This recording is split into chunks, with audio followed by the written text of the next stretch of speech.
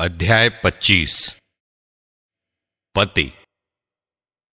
मैं 3 बातें पसंद करता हूं। वे प्रभु और मनुष्यों को प्रिय हैं। भाइयों का मित्र भाव, पड़ोसी का प्रेम और पति पत्नी का सामंजस्य। मेरा हृदय 3 प्रकार के लोगों से घृणा करता है और मुझे उनके आचरण से चिढ़ है। घमंडी दरिद्र, मिथ्यावादी धनी और मूर्ख एवं व्यभिचारी बूढ़ा। तुमने युवावस्था में जो इकट्ठा नहीं किया उसे वृद्धावस्था में कैसे पाओगे? कितना अच्छा लगता है जब पके बाल वाले न्याय करते और बूढ़े परामर्श देते हैं। कितना अच्छा लगता है जब बूढ़ों में प्रज्ञा होती है और प्रतिष्ठित लोगों में विवेक और सत्परामर्श। प्रचुर अनुभव वृद्धों का मुकुट है और प्रभु पर श्रद्धा उनका गौरव। मैं अपने मन में 9 बातों की प्रशंसा करता हूं और 10वीं की भी चर्चा करूंगा। वो मनुष्य जिसे अपने बच्चों में आनंद आता है, वो जो अपने जीवन काल में अपने शत्रुओं का पतन देखता है। धन्य है वो जिसके एक समझदार पत्नी है, वो जो बैल और गधे के जोड़े से नहीं जोतता, वो जो अपनी जीभ से पाप नहीं करता, वो जिसे अपने से छोटे मनुष्य की नौकरी नहीं करनी पड़ती। धन्य है वो जिसे सच्चा मित्र प्राप्त है और वो जो ध्यान से सुनने वालों को संबोधित करता है।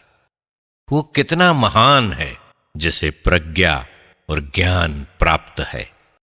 किंतु जो प्रभु पर श्रद्धा रखता, उससे महान कोई नहीं। प्रभु पर श्रद्धा सर्वश्रेष्ठ है। जिसे वो प्राप्त है उसकी तुलना किसी से नहीं हो सकती।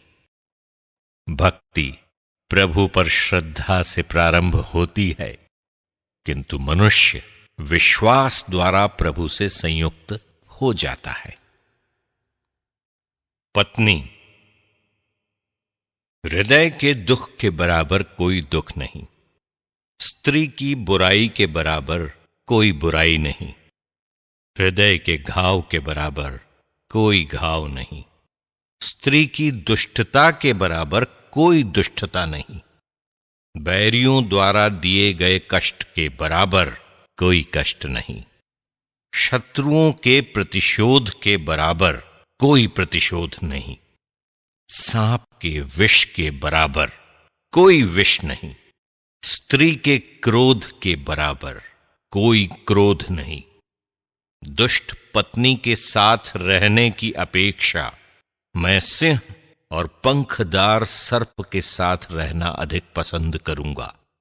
स्त्री की दुष्टता उसकी आकृति बदल देती और उसका चेहरा रीछनी की तरह काला बना देती है।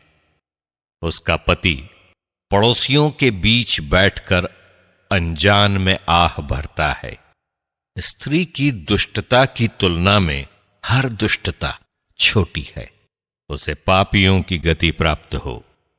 शांति प्रिय पति के लिए बकवादी पत्नी बूढ़े के पैरों के लिए रेत के चढ़ाव के समान है। स्त्री के सौंदर्य के जाल में मत फंसो और स्त्री का लालच मत करो। यदि पत्नी पति का भरण पोषण करती है तो ये पति के लिए कठोर दास्ता और कलंक है। टूटा हुआ दिल, उतरा हुआ चेहरा और मन की व्यथा, ये दुष्ट पत्नी का परिणाम है। पति के निष्क्रिय हाथ और कांपते पैर, ये उस पत्नी का कार्य है जो अपने पति को सुख नहीं देती। स्त्री के द्वारा पाप का प्रारंभ हुआ था। हम सब उसी के कारण मर जाते हैं। पानी नहीं बहने दो और दुष्ट पत्नी को बोलने की छूट मत दो। यदि वो तुम्हारे हाथ के संकेत पर नहीं चलती तो तुमको अपने शत्रुओं के सामने लज्जित होना पड़ेगा। तुम उससे अलग हो जाओ और उसे उसके अपने घर भेज दो।